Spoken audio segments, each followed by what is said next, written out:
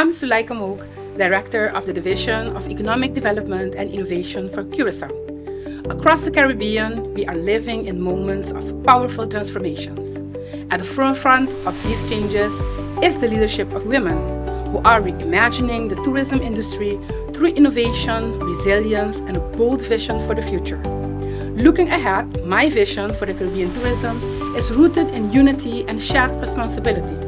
We must build a model that delivers more value with less impact, where visitors not only enjoy our islands but also help protect and uplift them. For example, in Curaçao, they can use our locally designed D-bottle. It's more than a bottle, it's a symbol.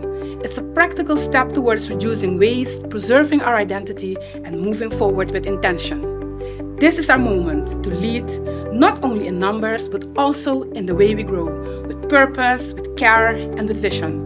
I'm excited to participate in the conversations during Caribbean Week in New York. I'm also proud to be in this industry alongside many beautiful and inspiring female leaders.